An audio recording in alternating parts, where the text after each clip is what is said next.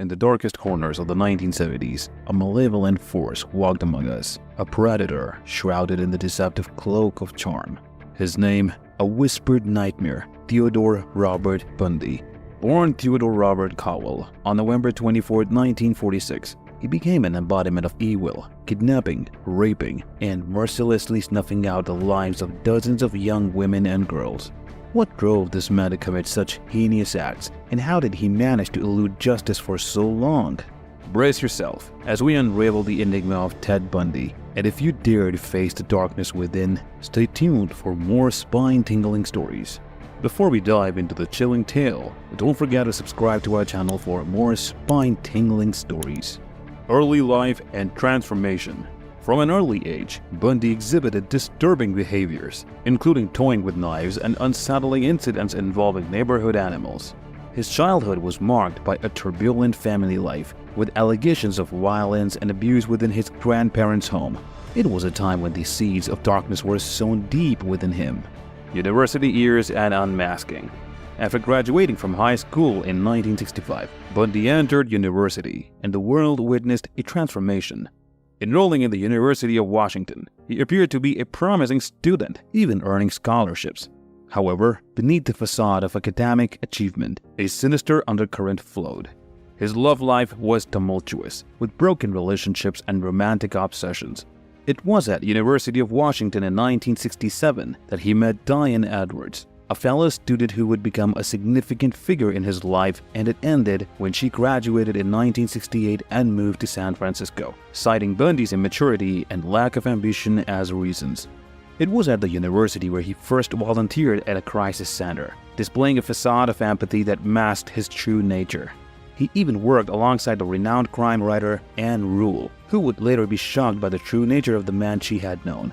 Bundy graduated in 1972, furthering his academic pursuits by enrolling in law school. In 1968, he also attended the Republican National Convention in Miami as a Rockefeller delegate. In 1969, after returning to Washington, Bundy met Elizabeth Klopfer, a single mother, and became entangled in a tumultuous relationship with her. This relationship continued even after his initial arrest in Utah in 1976. Bundy became a father figure to Klopfer's daughter Molly, who was 3 years old when he started dating her mother. He remained in her life until she was aged 10, after he had been arrested. As an adult, Molly wrote of incidents beginning at age 7 in which Bundy was abusive or sexually inappropriate with her. Her accounts include Bundy hitting her in the face, knocking her down, putting her at risk of drowning, indecent exposure, and sexual touching disguised as accidents or games. In 1970, Bundy returned to the University of Washington as a psychology major and excelled academically while working at a crisis center. Despite mediocre LSAT scores, he gained acceptance to law schools by 1973. His achievements earned him respect among professors. However, beneath this facade, Bundy's darker desires were growing during a California trip. He rekindled a relationship with Edwards, but it ended abruptly in early 1974 when Bundy severed all contact. This marked Bundy's transition from a promising student to a notorious serial killer. As young women began disappearing in the Pacific Northwest, his sinister transformation was complete. First murder. The precise origins of Ted Bundy's murderous spree remain obscured, with conflicting narratives and undisclosed details. Bundy, the infamous serial killer, offered varying accounts but never fully revealed the specifics of his earliest crimes. In one version, he claimed his first kidnapping attempt was in 1969 in Ocean City, New Jersey, but asserted he didn't kill until around 1971 in Seattle. To others, he spoke of murders in Atlantic City in 1969 and hinted at later ones. Experts like Anne Rule and Robert D. Capel suggested he may have started even earlier, possibly as a teenager. Nonetheless, Bundy's confirmed murders began in 1974 when he was 27, leaving minimal forensic evidence. Series of murder. In early 1974, Ted Bundy's horrifying killing spree began. On January 4th, he brutally assaulted 18-year-old Karen Sparks after bludgeoning Sparks with a metal rod from her bed frame. He sexually assaulted her with the same rod, causing extensive internal injuries. Just weeks later, on February 1st, he attacked 21-year-old Linda Ann Healy, leading to her murder. Bundy's violence escalated rapidly. By March, Donna Gail Manson disappeared. Bundy described Manson's death as nightmarish and claimed that he had incinerated her skull in his girlfriend's fireplace before him, then vacuumed up the ashes. On 17th April, Susan Elaine Rancourt was also disappeared and never found. Roberta Kathleen raped by him. A few hours later, he raped her once more before killing her. All these young women vanished without a trace. On June 1st, Brenda Carroll Ball was last seen talking to Bundy in a tavern parking lot before her murder. According to his confession, Bundy brought Ball back to his residence where they had a consensual sexual encounter before he strangled her while she was sleeping. In June, Bundy abducted 18-year-old Jorgen Hawkins, was murdered by him. The audaciousness of the crime shocked investigators, as he even returned to the crime scene the next day. Bundy later told Capel that he lured Hawkins to his car and knocked her unconscious with a crowbar. After handcuffing her, he drove her to Issaquah, where he strangled her and spent the entire night with her body. He returned to the University of Washington alley the morning after, and in the very midst of a major crime scene investigation. It was a feat so brazen, wrote Capel, that it astonishes police even today. In addition to the known victims, there were other young women who fell prey to Bundy's sinister desires, eventually succumbing to a fate as terrifying as death itself. Among these unfortunate souls were Dennis Mary Nestland and Janice Anott. An unbelievable thing is that around these times, Ted Bundy worked in Olympia for the Seattle Crime Prevention Advisory Commission, focusing on rape prevention. Later, he joined the Department of Emergency Services in the search for the missing women.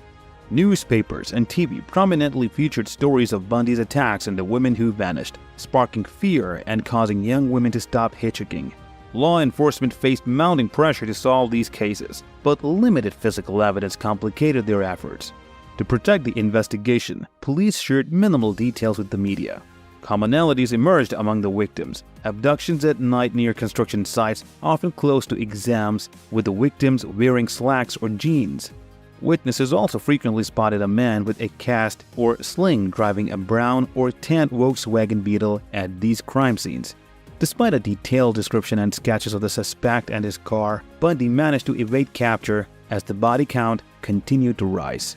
Like a wolf in sheep's clothing, Bundy lured his victims with promises of help or a friendly face, only to lead them to their doom. He confessed to 30 murders, but the true number could be far higher. The span of his crimes, spanning from 1974 to 1978, set shockwaves across the United States, leaving a trail of terror in California, Colorado, Florida, Idaho, Oregon, Utah, and Washington. Beyond the infamous victims, others tragically fell prey to Bundy's sinister desires. Dennis Mary Nestland, Janice Anott, Nancy Wilcox, Melissa Ann Smith, Laura Ann Aim, Susan Curtis, and more. They crossed paths with the serial killer, enduring a horrifying fate etched in crime history. As authorities pursued Bundy relentlessly, he proved a master of evasion, twice escaping custody, fueling his dark legend. The arrest of Ted Bundy. In the summer of 1975, the nation was gripped by fear as Ted Bundy, the elusive serial killer, continued to evade justice. A routine traffic stop on August 16, a seemingly minor event, would change everything. The flashing red and blue lights of a police car appeared in Bundy's rearview mirror. Nervous and caught off guard, Bundy was pulled over, suspected of stolen license plates and carrying burglary tools. Little did he know this minor traffic stop would unravel a sinister web. The crucial evidence. A subsequent search of Bundy's vehicle revealed a trove of incriminating evidence: burglary tools, ski masks, handcuffs, chilling collections that raised immediate red flags. The police needed a search warrant. Inside Bundy's apartment, they discovered clothing belonging to his victims, suspicious paraphernalia, and an air of foreboding. The evidence piled up, painting a damning portrait of the man who terrorized the nation. Survivor's courage. But it wasn't just physical evidence. Carol Durange, a survivor who had narrowly escaped Bundy's clutches, played a pivotal role. Her harrowing account and a detailed description of the Bundy and his car provided a crucial link to the crimes. As the puzzle pieces fell into place, the truth became undeniable. Ted Bundy, the charismatic facade masking a monstrous predator, was finally in custody. The nation could breathe a sigh of relief, knowing justice had caught up with one of history's most notorious serial killers. The end of a reign of terror. Ted Bundy's arrest marked a turning point in the nation's nightmare. His trial, escapes, and ultimate execution continued to captivate the world. On January 24, 1989, in Florida State Prison, Rayford, Ted Bundy met his gruesome end in the electric chair. The chapter of pain and suffering he'd inflicted was finally closed. The nation sighed collectively, but the scars he left behind would forever haunt the collective psyche. Ted Bundy was no longer whispering in fear. He had become a dark chapter in history. As we conclude this chilling narrative of the Ted Bundy, we invite you to like, share, and subscribe to our channel. By doing so, you not only stay updated on stories like these, but also join us in paying respects to the victims and their grieving families. Together, we honor their memory and advocate for a world free from such horrors.